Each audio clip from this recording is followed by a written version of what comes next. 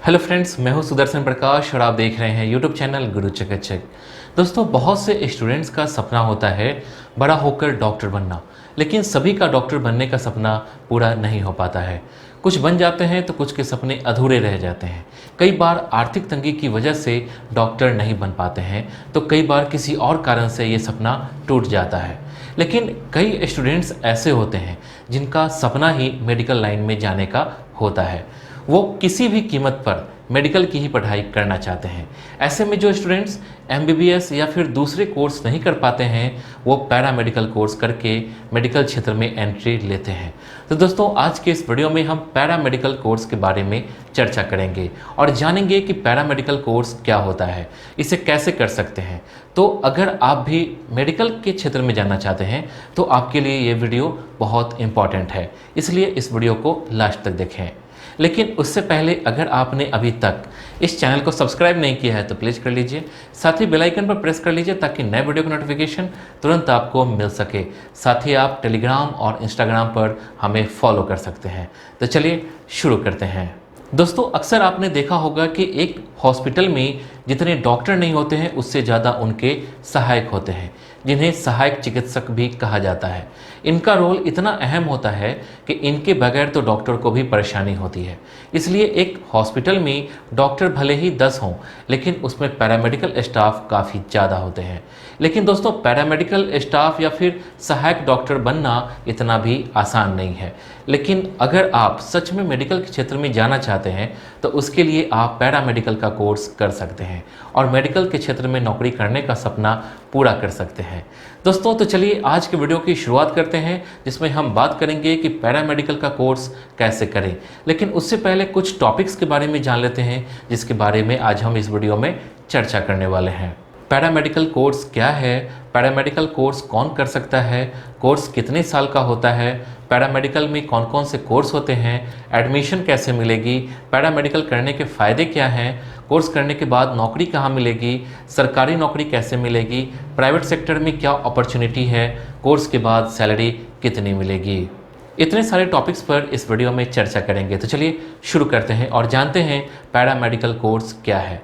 दोस्तों, paramedical course एक तरह का मेडिकल कोर्स ही है। पैरामेडिकल के क्षेत्र में काम करने वाले को सपोर्टिंग डॉक्टर भी कहा जाता है। अक्सर आपने देखा होगा कि जब भी आप हॉस्पिटल जाते हैं तो आपको डॉक्टर से पहले ऐसे लोग मिलते हैं जो आपका फर्स्ट एड करते हैं, या फिर अगर आपने कोई सर्जरी करवाई है तो भी पैरामेडिकल स्टाफ ही आपकी सेवा करते हैं। अक्सर इमरजेंसी सेवा में सहायक डॉक्टर ही होते हैं जो आपका इलाज करते हैं, साथ ही ब्लड का सैंपल लेते हैं या फिर लेबोरेटरी की देखभाल करते हैं। दोस्तों, पैरामेडिकल कोर्स करने वाले को भले ही डॉक्टर नहीं कहा जाता, लेकिन इन्हें डॉक्टर से कम तवज्जो नहीं दी जाती है, बल्कि कई बार तो सहायक डॉक्टर ही मरीज के इलाज में ज़्यादा भूमिका निभाते हैं। इसलिए पैरामेडिकल का कोर्स मेडिकल क्षेत्र के लिए बहुत उपयोगी है। अब जानते हैं पैरामेडिकल कोर्स कौन कर सकता है। दोस्तों, दरअसल ये कोर्स ऐसे स्टूडेंट्स के लिए है जो मेडिकल के क्षेत्र में जाना तो चाहते हैं, लेकिन कई बार घर के हालात को देखते हुए एमबीबीएस जैसी महंगी पढ़ाई नहीं कर पाते हैं। वो पैरामेडिकल का कोर्स करके अपने सपने को पूरा कर सकते हैं। इसमें 4 तरह के कोर्स होते हैं: certificate course, diploma course, bachelor course और पोस्ट ग्रेजुएट कोर्स। दोस्तों, आप इन चारों में से किसी भी कोर्स को चुन सकते हैं। अगर आप डिप्लोमा या सर्टिफिकेट का कोर्स करना चाहते हैं तो इसके लिए आपका 10th या 12th पास होना ज़रूरी है। इसके बाद ही आप डिप्लोमा या सर्टिफिकेट का कोर्स कर सकते हैं। वहीं अगर आप डिग्री का कोर्स करना चाहते हैं तो इसके लिए आपका 12th पास होना ज़रूरी है। ध्यान रहे कि 12th में आपका सब्जेक्ट फिजिक्स, केमिस्ट्री और बायोलॉजी होना चाहिए, तभी आप इस कोर्स को कर सकते हैं। वहीं अगर आप पोस्ट ग्रेजुएशन का कोर्स करना चाहते हैं तो आपका बैचलर डिग्री होना चाहिए। अब जानते हैं पैरामेडिकल का कोर्स कितने साल का होता है। दोस्तों, जैसा कि आपको पहले ही बता चुके हैं कि इसमें 4 तरह के कोर्सेज होते हैं: डिप्लोमा, डिग्री, पोस्ट ग्रेजुएट और सर्टिफिकेट का कोर्स। इन सभी कोर्स को करने में भी अलग अलग समय लगता है। जैसे कि अगर आप डिप्लोमा का कोर्स करते हैं तो इसमें आपको 1 से 1.5 साल का वक्त लगता है, जबकि अगर आप डिग्री का कोर्स करते हैं तो इसमें 3 से 4 साल का वक्त लगता है। जबकि अगर आप सर्टिफिकेट का कोर्स करते हैं तो इसमें कितना समय लगेगा ये इस बात पर डिपेंड करता है कि आप कौन सा कोर्स चुनते हैं। अलग अलग कोर्सेज के लिए अलग अलग समय है, जिसमें 6 महीने से लेकर 2 साल तक का वक्त लग जाता है।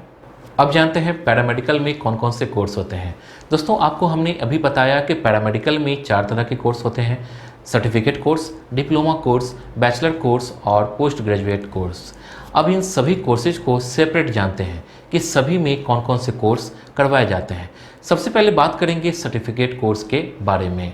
Certificate in nursing care assistant, certificate in nutrition and child care, certificate in research methodology, certificate in dental assistant, certificate in lab assistant technician, certificate in home based health care, certificate in operation theatre assistant, certificate in ECG and CT scan technician, certificate in HIV and family education, certificate in rural health care. अब जानते हैं diploma course के बारे में।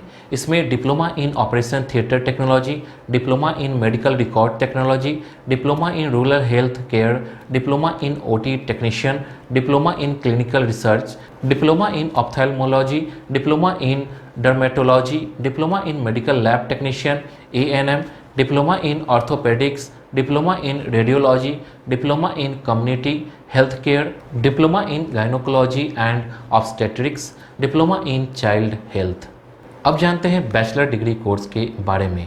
इसमें BSc nursing, general nursing and midwifery मतलब GNM, BSc paramedic science, BSc radiology, BSc in audiology and speech therapy, BSc in physician assistant, bachelor of physiotherapy, BSc in anaesthesia, BSc ophthalmic technician, BSc in radiology, BSc operation theatre technology, BSc in medical lab technology, BSc respiratory therapy technology, BSc in dialysis technology, BSc in dialysis therapy.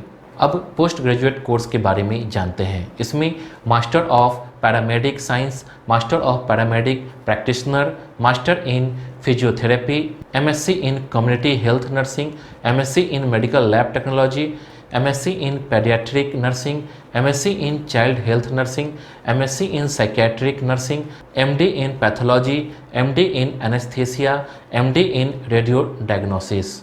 अब जानते हैं paramedical में admission कैसे मिल सकता है।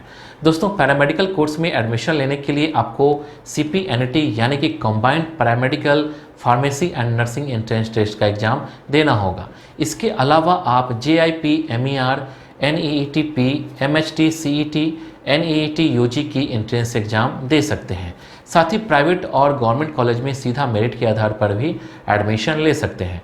कुछ private college खुद का एंट्रेंस एग्ज़ाम करवा कर एडमिशन लेते हैं। ओके दोस्तों, अगर कॉलेज की बात करें जहां आप एडमिशन लेकर पढ़ाई कर सकते हैं तो वो है AIIMS Delhi, Delhi university, Saint Xavier's college Mumbai, Aligarh Muslim university UP, Banaras Hindu university Varanasi, Jamia Hamdard university new Delhi, Guru Gobind Singh Indraprastha university new Delhi, DY Patil university Navi Mumbai.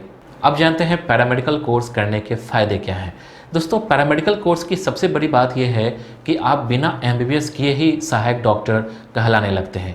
इसकी खासियत यह है कि आप दिन रात मरीजों की सेवा करते हैं, मरीजों को दवाइयाँ देते हैं। ऐसे में कुछ समय के अनुभव के बाद भले ही आप सर्जरी नहीं कर सकते, लेकिन उसके अलावा आपके पास वो तमाम नॉलेज हो जाता है जो कि एक डॉक्टर के पास होता है। अब जानते हैं पैरामेडिकल कोर्स करने के बाद कहाँ नौकरी लगेगी। दोस्तों पैरामेडिकल स्टाफ का स्कोप इतना बड़ा है कि इनकी ज़रूरत डॉक्टर से भी ज़्यादा होती है। यही वजह है कि आज के समय में हर हॉस्पिटल में डॉक्टर से ज़्यादा सहायक डॉक्टर होते हैं, चाहे सरकारी हॉस्पिटल हो या फिर प्राइवेट हॉस्पिटल, नर्सिंग होम हो या फिर प्राथमिक चिकित्सा केंद्र, हर जगह इनकी संख्या डॉक्टरों से ज़्यादा होती है। इसलिए अगर आप नौकरी को लेकर परेशान हैं तो आपको ज़्यादा परेशान होने की ज़रूरत नहीं है, क्योंकि एक पैरामेडिकल स्टाफ के लिए सरकारी और प्राइवेट दोनों हॉस्पिटल्स में संभावनाएं बहुत ज़्यादा हैं। अब जानते हैं पैरामेडिकल का कोर्स करने के बाद सरकारी नौकरी कैसे मिलेगी। दोस्तों ज़्यादातर युवाओं का सपना होता है कि पढ़ाई के बाद सरकारी नौकरी लग जाए, फिर भी ज़िंदगी आराम से कटे। पैरामेडिकल की पढ़ाई करने वाले स्टूडेंट्स का भी ये सपना होता है। तो दोस्तों अगर आप पैरामेडिकल का कोर्स करने के बाद सरकारी नौकरी करना चाहते हैं तो ज़्यादा टेंशन लेने की ज़रूरत नहीं है, क्योंकि समय समय पर सरकारी हॉस्पिटल्स में या फिर चाहे एम्स या फिर बड़े हॉस्पिटल या फिर अलग अलग राज्यों के सरकारी हॉस्पिटल, हर जगह सहायक चिकित्सक की वैकेंसी निकलती रहती है। तो अगर आप पैरामेडिकल करने के बाद सरकारी नौकरी करना चाहते हैं तो आप नोटिफिकेशन देखते रहें। अगर आप परीक्षा में पास हो जाते हैं तो आपकी नौकरी लगनी निश्चित है।